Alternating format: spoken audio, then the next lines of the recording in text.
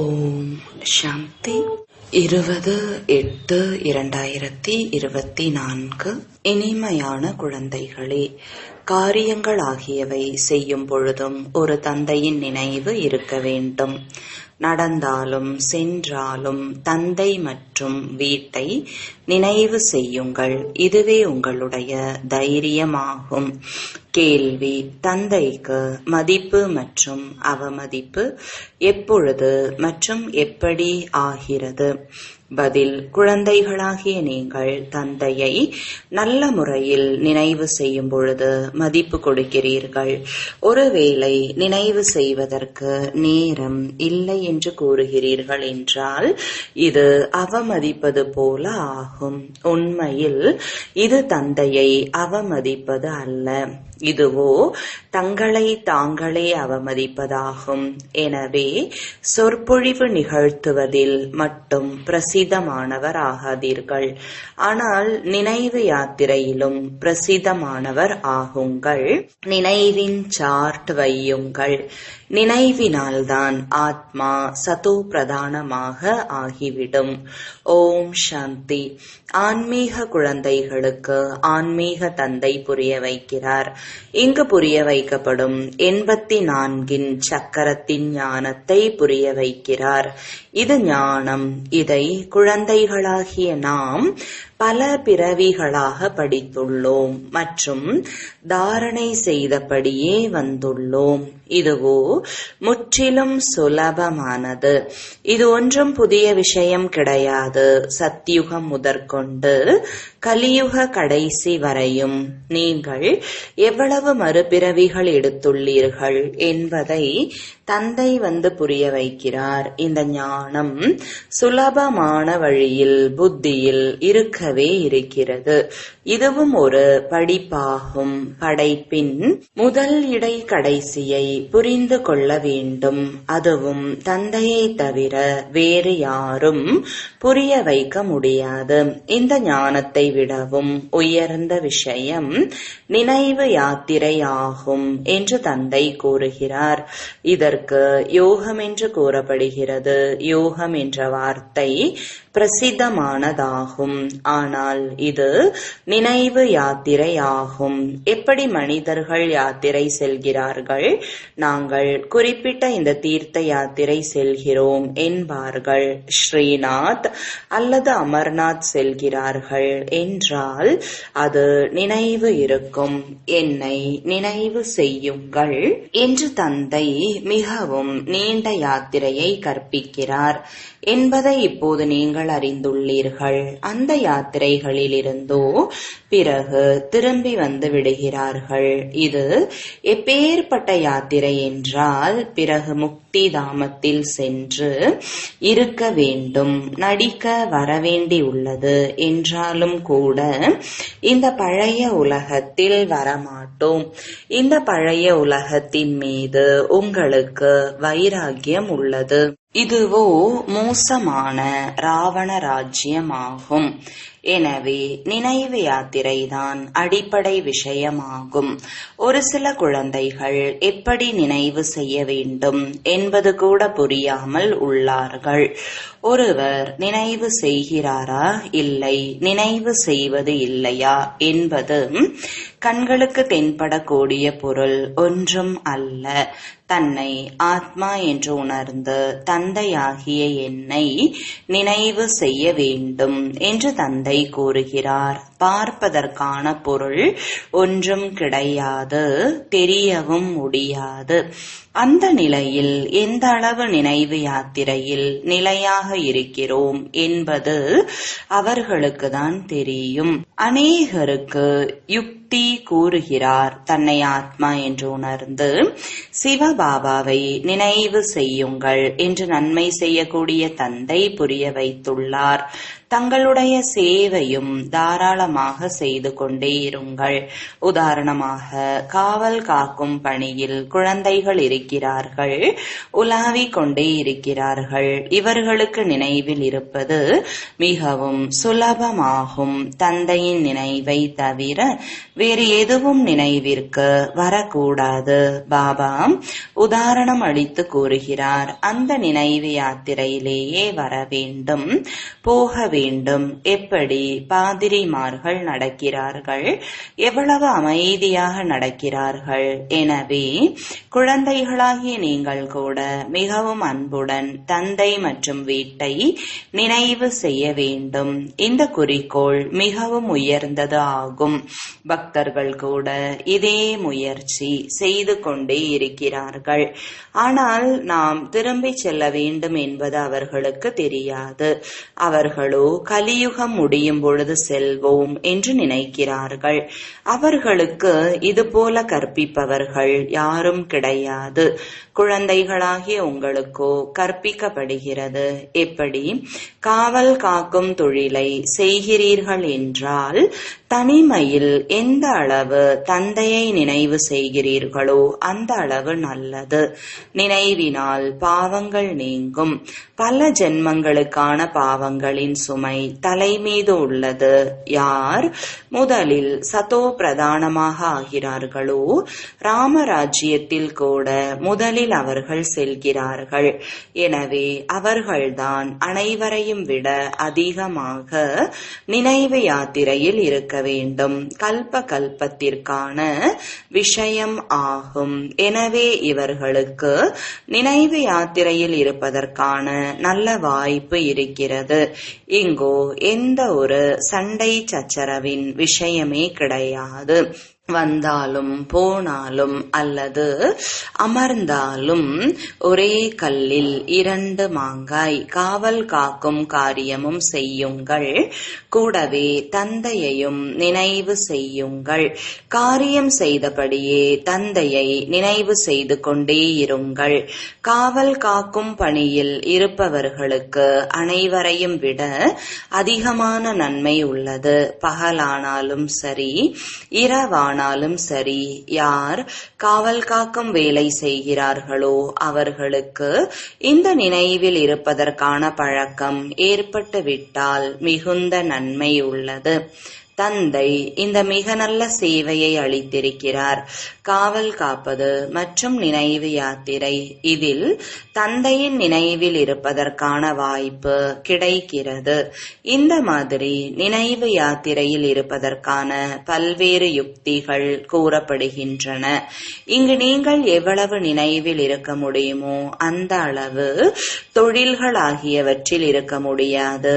எனவே மதுவனத்திற்கு புத்துணர்வு பெற வருகிறீர்கள். தனிமையில் சென்று ஒரு மலை மீது அமர்ந்து நினைவு யாத்திரையில் இருக்கலாம். பிறகு ஒருவர் சென்றாலும் சரி, 2-3 பேர் சென்றாலும் சரி, இங்கு வாய்ப்பு மிகவும் நன்றாக உள்ளது. இதுவே முக்கியமானது. தந்தையின் நினைவு பாரதத்தின் பழமையான யோகம், மிகவும் பிரசித்தமானது. இந்த நினைவு யாத்திரையினால் பாவங்கள் நீங்குகின்றன என்பதை இப்பொழுது நீங்கள் புரிந்துள்ளீர்கள். நாம் சதோ பிரதானமாக ஆகிவிடுவோம். எனவே இதில் மிகவும் நன்றாக முயற்சி செய்ய வேண்டும். காரியம் செய்யும் பொழுதும் தந்தையை நினைவு செய்து காண்பியுங்கள். இதில்தான் தைரியம் வேண்டியுள்ளது. கர்மம் செய்ய வேண்டும். ஏனென்றால் நீங்கள் இல்லற மார்க்கத்தினர் ஆவீர்கள். இல்லற காரியங்களில் இருந்தாலும் தொழில் போன்றவை செய்யும் பொழுதும் புத்தியில் தந்தையின் நினைவு இருக்க வேண்டும். இதனால் உங்களுக்கு அளவற்ற சம்பாத்தியம் உள்ளது. இப்பொழுது அநேக குழந்தைகளின் புத்தியில் வருவது இல்லை. சார்ட் வையுங்கள் என்று தந்தை கூறிக்கொண்டே இருக்கிறார். ஒரு சிலர் சிறிது எழுதுகிறார்கள். தந்தை யுக்திகளை அதிகமாக கூறுகிறார். பாபாவிடம் போகலாம் என்று குழந்தைகள் விரும்புகிறார்கள். இங்கு அதிகமாக சம்பாத்தியம் செய்ய முடியும். தனிமை மிகவும் நன்றாக உள்ளது. என்னை நினைவு செய்தீர்கள் என்றால் பாவங்கள் நீங்கிவிடும் என்று தந்தை நேரடியாக வந்து புரிய வைக்கிறார். விகாரத்திற்காக எவ்வளவு சண்டைகள் நடக்கின்றன, தடைகள் ஏற்படுகின்றன.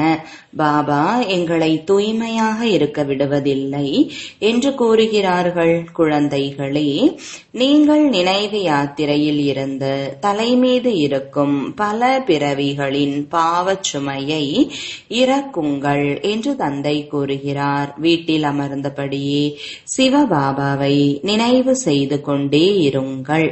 எங்கு வேண்டுமானாலும் அமர்ந்து நினைவு செய்ய முடியும். எங்கு இருந்தாலும் இந்த பயிற்சியை செய்ய வேண்டும். யார் வந்தாலும் அவர்களுக்கும் கூட செய்தியை கொடுங்கள். தன்னை ஆத்மா என்று உணர்ந்து தந்தையை நினைவு செய்யுங்கள் என்று தந்தை கூறுகிறார். இதற்குதான் யோக பலம் என்று கூறப்படுகிறது. பலம் என்றால் வலிமை, சக்தி. தந்தைக்கு சர்வ சக்திவான் என்று கூறுகிறார்கள் அல்லவா? எனவே அந்த சக்தி தந்தையிடமிருந்து எப்படி கிடைக்கும்? என்னை நினைவு செய்யுங்கள் என்று தந்தை அவரே கூறுகிறார். நீங்கள் கீழே இறங்கி தமோ பிரதானமாகி விட்டுள்ளீர்கள். எனவே அந்த சக்தி முற்றிலும் முடிந்து போய்விட்டுள்ளது. ஒரு பைசா அளவிற்கு கூட இல்லை. உங்களிடையேயும் கூட ஒரு சிலர் நல்ல முறையில் புரிய வைக்கிறார்கள், தந்தையை நினைவு செய்கிறார்கள். எனவே நமது சார்ட் எப்படி இருக்கிறது என்று நம்மையே நாம் கேட்க வேண்டும். நினைவு யாத்திரை தான் முக்கியமானது என்று தந்தை அனைத்து குழந்தைகளுக்கும் கூறுகிறார். நினைவினால்தான் உங்கள் பாவங்கள் நீங்கும். உங்களை எச்சரிப்பவர்கள் யாருமே இல்லை என்றாலும் கூட தந்தையை நினைவு செய்ய முடியும் அல்லவா? வெளிநாட்டில் தனியாக இருக்கிறீர்கள் என்றாலும் கூட நினைவில் இருக்க முடியும். உதாரணமாக, யாராவது திருமணம் செய்து கொண்டிருக்கிறார், ஆனால் மனைவி வேறு இடத்தில் இருக்கலாம். தந்தையை நினைவு செய்தீர்கள் என்றால் பல ஜென்மங்களுக்கான பாவங்கள் சாம்பலாகிவிடும் என்ற ஒரே ஒரு விஷயத்தை நீங்கள் நினைவு செய்யுங்கள் என்று அவருக்கு கூட நீங்கள் எழுதலாம். விநாசம் முன்னால் நிற்கிறது. தந்தை அநேக யுக்திகளை மிகவும் நன்றாக புரிய வைத்துக் கொண்டே இருக்கிறார். பிறகு யார் செய்தாலும் சரி, செய்யாவிட்டாலும் சரி, அது அவருடைய விருப்பம். தந்தை மிக நல்ல ஆலோசனையை அளிக்கிறார் என்பதை குழந்தைகள் புரிந்து கொண்டிருக்க வேண்டும். நண்பர்கள், உறவினர்கள் ஆகியோர் யாரை சந்தித்தாலும் அவர்களுக்கு செய்தி அளிப்பது நம்முடைய வேலையாகும். நண்பராக இருந்தாலும் சரி, யாராக இருந்தாலும் சரி, சேவையில் ஆர்வம் வேண்டும். உங்களிடம் படங்கள் உள்ளன, பேட்ஜ் கூட உள்ளது. இது மிகவும் நல்ல பொருளாகும். பேட்ஜ் யாரை வேண்டுமானாலும் லக்ஷ்மி நாராயணராக ஆக்கிவிட முடியும். திரிமூர்த்தி படத்தின் மீது நல்ல முறையில் புரிய வைக்க வேண்டும். திரிமூர்த்திக்கு மேலே சிவன் இருக்கிறார். அவர்கள் திரிமூர்த்தியை அமைக்கிறார்கள். ஆனால் மேலே சிவனை காண்பிப்பது இல்லை. சிவனை அறியாத காரணத்தினால் பாரதத்தின் படகு மூழ்கிவிட்டுள்ளது. இப்பொழுது சிவபாபாதான் பாரதத்தின் படகை கரையேற்றுகிறார். பதீத பாவனரே, வந்து தூய்மையற்றவர்களாகிய எங்களை தூய்மையாக ஆக்குங்கள் என்று அழைக்கிறார்கள். பிறகும் சர்வ வியாபி என்று கூறிவிடுகிறார்கள். பைசாவிற்கு கூட மதிப்பு இல்லாத தவறல்லவா இது? நீங்கள் இது போல சொற்பொழிவு நிகழ்த்த வேண்டும் என்று தந்தை அமர்ந்து புரிய வைக்கிறார். இது போல மியூசியம் திறங்கள், சேவை செய்யுங்கள், அப்பொழுது அநேகர் வருவார்கள் என்று தந்தை உத்தரவு அளித்துக் கொண்டே இருக்கிறார். சர்க்கஸ் கூட பெரிய பெரிய நகரங்களில் திறக்க நடக்கிறார்கள் அல்லவா? எவ்வளவு அவர்களிடம் பொருட்கள் இருக்கின்றன. கிராமம் கிராமமாக பார்ப்பதற்காக மக்கள் வருகிறார்கள். எனவே நீங்களும் அதுபோல அழகான மியூசியம் அமையுங்கள் என்று பாபா கூறுகிறார். பிறகு அவர்களை பார்த்து மகிழ்ச்சி அடைந்து விடுவார்கள். பிறகு மற்றவர்களுக்கும் போய் கூறுவார்கள். என்னவெல்லாம் சேவை நடக்கிறதோ முந்தைய கல்பத்தை போல நடக்கிறது என்பதையும் புரிய வைக்கிறார். ஆனால் சதோ பிரதானமாக ஆவதற்கான மிகுந்த அக்கறை கொள்ள வேண்டும். இதில்தான் குழந்தைகள் தவறு செய்கிறார்கள். மாயை தடை கூட இந்த நினைவு யாத்திரையில்தான் ஏற்படுத்துகிறது. இவ்வளவு நமக்கு ஆர்வம் இருக்கிறதா? உழைப்பு செய்கிறோமா என்று நமது உள்ளத்தை கேட்க வேண்டும். ஞானம் சாதாரணமான விஷயமாகும். தந்தை இல்லாமல் 84 ஜென்மங்களின் சக்கரத்தை யாருமே புரிய வைக்க முடியாது. மற்றபடி நினைவு யாத்திரை முக்கியமானது. கடைசி நேரத்தில் ஒரு தந்தையை தவிர வேறு யாரும் நினைவிற்கு வரக்கூடாது. வழிமுறைகளை தந்தை முழுமையாக அளித்துக் கொண்டே இருக்கிறார். நினைவு செய்வது முக்கியமான விஷயமாகும். நீங்கள் யாருக்கு வேண்டுமானாலும் புரிய வைக்க முடியும். யாராக இருந்தாலும் சரி, நீங்கள் பேட்ஜ் மீது மட்டும் புரிய வையுங்கள். வேறு யாரிடமும் இதுபோல பொருளுடன் கூடிய மெடல் இருக்காது. இராணுவத்தினர் நல்ல காரியம் செய்கிறார்கள். எனவே அவர்களுக்கு பதக்கம் கிடைக்கிறது. ராய் சாஹப் என்ற பதக்கம்.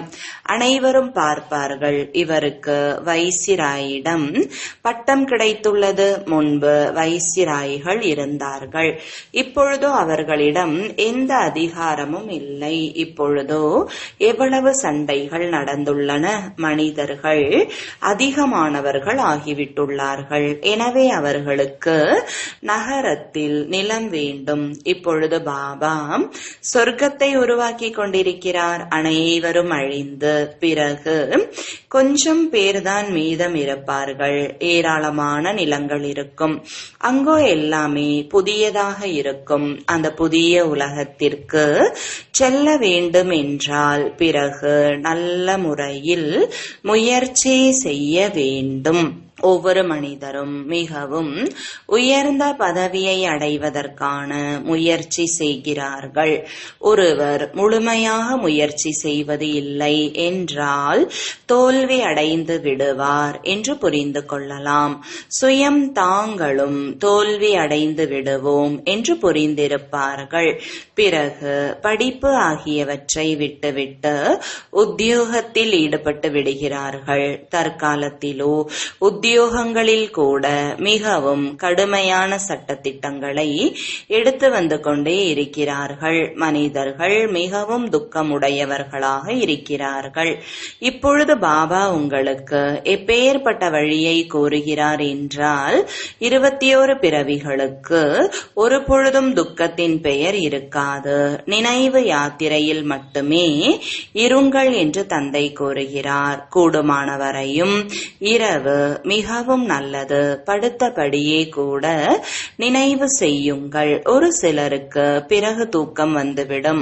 முதியவராக இருப்பார். அதிக நேரம் உட்கார முடியாமல் இருப்பார். பிறகு உறங்கி விடுவார். படுத்தபடியே தந்தையை நினைவு செய்து கொண்டிருப்பார்கள். உள்ளுக்குள் மிகவும் மகிழ்ச்சியாகிக் கொண்டே இருக்கும். ஏனென்றால் அளவற்ற சம்பாத்தியம் உள்ளது, நேரம் இருக்கிறது என்று நினைக்கிறார்கள். ஆனால் மரணம் பற்றிய எந்த நம்பிக்கையும் இல்லை. எனவே முக்கியமானது நினைவு யாத்திரை என்று தந்தை புரிய வைக்கிறார். வெளியில் நகரங்களிலோ கடினம். இங்கு வருகிறீர்கள் என்றால் மிகவும் நல்ல வாய்ப்பு கிடைக்கிறது. எந்த ஒரு கவலையின் விஷயமும் கிடையாது. எனவே இங்கு சார்ட்டை அதிகரித்துக் கொண்டே இருங்கள். இதனால் உங்களுடைய நடத்தை கூட திருந்திக் கொண்டே இருக்கும். ஆனால் மாயை மிகவும் கடுமையானது. வெளியில் இருப்பவர்கள் வைத்திருக்கும் அளவிற்கு வீட்டில் இருப்பவர்கள் மதிப்பு வைப்பது இல்லை. பிறகும் இந்த சமயம் கோபர்களின் முடிவு நன்றாக உள்ளது. ஒரு சில பெண் குழந்தைகள் திருமணத்திற்காக மிகவும் தொல்லைப்படுத்துகிறார்கள். என்ன செய்வது என்று எழுதுகிறார்கள். யார் வலிமையான அறிவுள்ள பெண் குழந்தைகளாக இருப்பார்களோ அவர்கள் ஒருபொழுதும் இது போல எழுத மாட்டார்கள். எழுதுகிறார்கள் என்றால் ஆட்டுக்குட்டி என்று பாபா புரிந்து கொண்டு விடுகிறார். இது வாழ்க்கையை காப்பாற்றிக் கொள்வது தங்களது கையில் உள்ளது. இந்த உலகத்தில் அநேக விதமான துக்கம் உள்ளது. இப்பொழுது பாபா சுலபமாக கூறுகிறார், குழந்தைகளாகிய நீங்களோ மகான் பாக்கியசாலி ஆவீர்கள். ஏனென்றால் தலைவனுக்கு சொந்தமானவர்களாக ஆகியுள்ளீர்கள். தந்தை எவ்வளவு உயர்ந்தவர்களாக ஆக்குகிறார். பிறகு நீங்கள் தந்தையை நிந்தனை செய்கிறீர்கள். அதுவும் முறையற்ற நிந்தனை. எவ்வளவு தமோ பிரதானமாக ஆகியுள்ளீர்கள் என்றால் கேட்கவே வேண்டாம். இதைவிட அதிகமாக இன்னும் என்ன சகித்துக் கொள்வார்? அதிகமாக துன்பப்படுத்தினீர்கள் என்றால் கொன்று விடுவோம் என்று கூறுகிறீர்கள் அல்லவா? எனவே இதை தந்தை புரிய வைக்கிறார். சாஸ்திரங்களில் கதைகளை எழுதிவிட்டுள்ளார்கள். பாபா மிகவும் சுலபமான யுக்தியை கூறுகிறார். காரியம் செய்யும் பொழுதும் நினைவு செய்யுங்கள். இதில் அளவற்ற நன்மைகள் உள்ளன. அதிகாலை எழுந்து நினைவில் அமருங்கள். மிகவும் ஆனந்தம் ஏற்படும். ஆனால் அந்த அளவிற்கு ஆர்வம் இல்லை. மாணவர்களின் செயல்பாடு மூலமாக இவர் தோல்வி அடைந்து விடுவார் என்று ஆசிரியர் புரிந்து கொண்டு விடுகிறார். இவர் தோல்வி அடைந்து விடுவார், அதுவும் ஒவ்வொரு கல்பத்திலும் என்று புரிந்துள்ளார். சொற்பொழிவு நிகழ்த்துவதில் மிகவும் திறமைசாலிகளாக இருக்கிறார்கள்தான். கண்காட்சியில் கூட புரிய வைத்து விடுகிறார்கள். ஆனால் நினைவு இல்லை. இதில் தோற்று விடுகிறார்கள். இதுவும் அவமதிப்பது போல் ஆகிவிடுகிறது. தங்களுக்கே அவமதிப்பு செய்து கொள்கிறார்கள். சிவபாபாவிற்கு அவமதிப்பு ஆவது இல்லை. எங்களுக்கு நினைவு செய்வதற்கு நேரமே இல்லை என்று யாரும் கூற முடியாது. பாபா ஒப்புக்கொள்ளவே மாட்டார். குளிக்கும் பொழுது கூட நினைவு செய்ய முடியும். உணவு உட்கொள்ளும் பொழுது தந்தையை நினைவு செய்யுங்கள். இதில் மிகவும் சம்பாத்தியம் உள்ளது. ஒரு சில குழந்தைகள் சொற்பொழிவு ஆற்றுவதில் மட்டும் பிரசித்தமாக உள்ளார்கள். நினைவு இல்லை. அந்த அகங்காரம் கூட அவர்களை வீழ்த்தி விடுகிறது. நல்லது. இனிமையிலும் இனிமையான காணாமல் போய் வெகு காலம் கழித்து கண்டெடுக்கப்பட்ட குழந்தைகளுக்கு தாயும் தந்தையுமான பாப்தாதாவின் அன்பு நினைவுகள் மற்றும் காலை வணக்கங்கள். ஆன்மீக குழந்தைகளுக்கு ஆன்மீக தந்தையின் வணக்கங்கள்.